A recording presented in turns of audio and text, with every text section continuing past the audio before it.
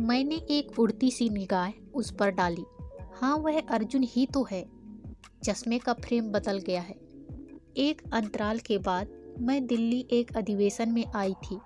वहीं से लौटते समय स्टेशन पर अचानक अर्जुन दिख गया था। मेरा अल्हड़पन और बेरुखी ही हमारे बिछोह का कारण बना था। मैंने चोर निगाह से उसकी गतिविधियों का बारीकी से निरीक्षण किया, यह देखने के लिए कि शायद उसके साथ उसकी कोई नई सहयोगी या जीवन साथी हो, लेकिन ऐसा कोई दिखा नहीं। मैं जानबूझकर एक दो बार उसके सामने से गुजरी, परंतु कुछ बोली नहीं, लेकिन उसने भी मुझे अनदेखा कर दिया। मेरा अंतर्मन एक बार फिर आहत हो गया था। तभी मेरी गाड़ी आ गई और मैं अपने कंपार्टमेंट में चढ़ गई। 5 मिनट के विराम के बाद रेल ने एक लंबी सीटी दी और धीरे धीरे स्टेशन छोड़ने लगी। मेरी निगाहें अभी भी अर्जुन को ही ढूंढ रही थी, धुंधली होती तस्वीर को। जब मैंने ध्यान से देखा तब पाया कि अर्जुन अपलक मेरे कंपार्टमेंट को देख रहा है, शायद इस उम्मीद में कि गाड़ी रुक जाएगी और मैं रेल से उतरकर अर्जुन के पास पहुंच जाऊंगी। मैंने एक चादर निकाली और बर्थ पर लेटकर ओढ़ लिया। अर्जुन को देखकर एकाएक पुरानी यादें ताज़ा हो चली थी। मैं 4 भाइयों में अपने पापा की इकलौती लाडली बेटी और लाडली बहन थी। मुझे हाथों हाथ लिया जाता था। इसी लाड़ दुलार ने मुझे अल्हड़ और मुंहफट बना दिया था। माँ जब कोई संस्कार की बात करती, घर गृहस्थी और दुनियादारी की बात बताती, तब मैं बेरुखी से उसे हवा में उड़ा देती थी। पढ़ाई लिखाई और खाते खेलते बचपन कब गुजर गया मालूम ही नहीं पड़ा। जब अर्जुन अपने माता पिता के साथ मुझे देखने आया तब एहसास हुआ कि मैं बड़ी हो गई हूँ। मेरी खुशी के लिए मेरे चारों भाई हाथ बांधे खड़े थे। पापा डबडबाई आंखों से मुझे देख रहे थे। इस समय हिम्मत और समझदारी से काम ले रही थी। तो मेरी माँ जो हर तरह से यह कोशिश कर रही थी कि अर्जुन मुझसे शादी के लिए हाँ कह दे, लेकिन मैं अभी भी अपने को छोटी नादान बच्ची समझ रही थी। इसलिए माँ द्वारा चाय लाने के लिए कहने पर मैंने बेरुखी से कह दिया था, वाह माँ, शादी आपको करनी है या मुझे? अरे हम लोगों को भी 2-4 मिनट का समय दो, बात करने के लिए, एक दूसरे को समझने समझाने के लिए। इस पर सभी जोर से हंस दिए थे और अर्जुन की मम्मी ने कहा था, बहन जी, बिटिया सही कह रही है, अब हमारा समय तो रहा नहीं। अर्जुन और मैं अकेले रह गए थे। थोड़ी देर की चुप्पी के बाद मैंने ही कहा था, हाँ तो अर्जुन साहब, आपको मैं पसंद हूँ, लेकिन यदि मैं यह कहूँ कि आप मुझे पसंद नहीं हैं, तो आप क्या करेंगे? अर्जुन को उम्मीद नहीं थी कि मैं उसके साथ ऐसा व्यवहार करूँगी, इसलिए पहले तो वह थोड़ा झिझका, फिर हंसते हुए बोला, मैं हाथ जोड़ूंगा, आपसे अनुनय विनय करूंगा कि हे देवी, तुम मेरा ही वरण करो, तुम्हारे बिना मेरा जीवन अधूरा है।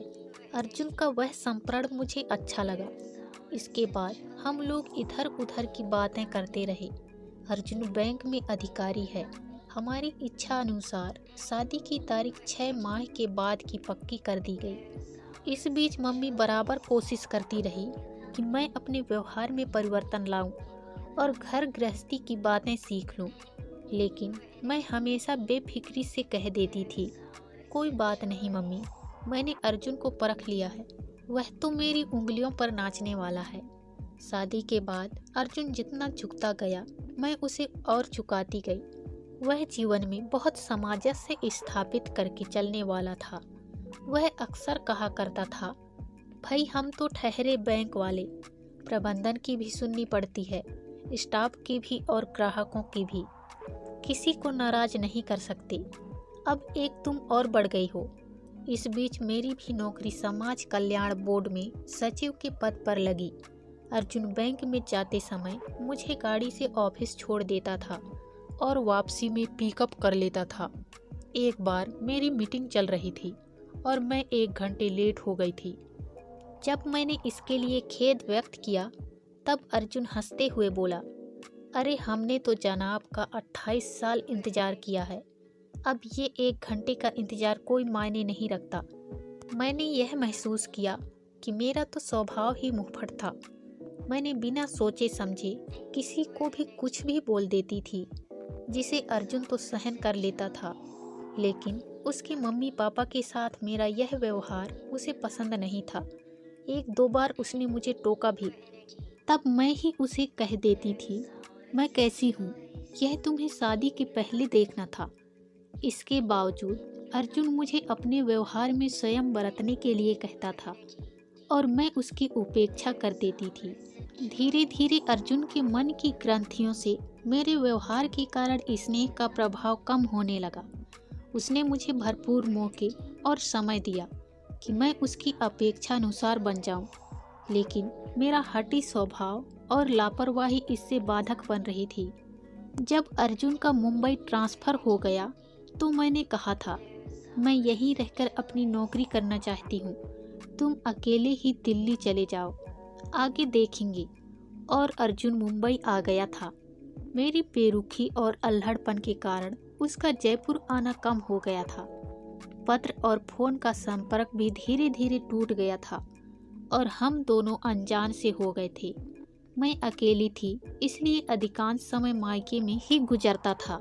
माँ और भाई जब अर्जुन के पास जाने के लिए ज़्यादा जिद करते थे तो मैं अपनी नौकरी का वास्ता देकर उन्हें चुप कर देती थी।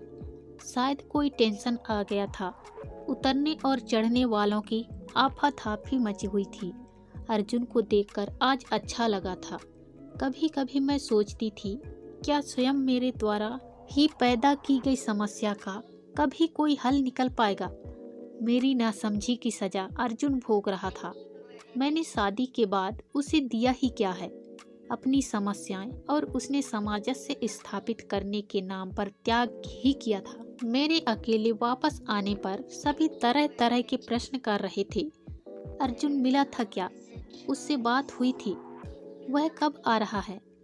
माँ की आंखों में उम्मीद की एक किरण थी, लेकिन मेरे अकेले आने से ऐसा लगा मानो सबकी उम्मीदें पर पानी फिर गया था। मेरा अंतर्द्वंद चलता रहा और बिना किसी ठोस आधार के अर्जुन के साथ मेरा विछोद चलता रहा। हर कोई अपने अपने स्तर से सोच रहा था कि मेरा और अर्जुन का एकाकीपन ज़्यादा नहीं चल पाएगा। माँ की सोच थी कि शादी के बाद एक शारीरिक संतुष्ट की भी ज़रूरत होती है, जिसके कारण मेरा और अर्जुन का विछोह अधिक दिन नहीं चल सकेगा। मैं हैरान थी कि मेरा अल्हड़पन इन सब बातों से ऊपर था। बादलों की गड़गड़ाहट और बिजली की चमक के बीच मैं अर्जुन की छवि को हृदय में बसाकर ही संतुष्ट हो जाती थी, तो ठंड की कपकपाहट होने पर रजाई के अंदर अर्जुन की उपस्थिति को काल्पनिक एहसास दे संतुष्ट हो जाती थी। राह चलने में महसूस करती कि अर्जुन मेरे साथ है। एक बात मेरे दिलो दिमाग में जरूर घूमती रहती थी कि मैं तो इस काल्पनिक मन स्थिति में संतुष्ट हो लेती हूँ, लेकिन अर्जुन भी तो एक संपूर्ण पुरुष है, और फिर वह भी तो रति काम की इस दुनिया में विचरण कर रहा है। वह अपनी शारीरिक संतुष्टि और मानसिक शांति के लिए अगर किसी और की बाहों में विश्राम करने लगा तो मेरा क्या होगा।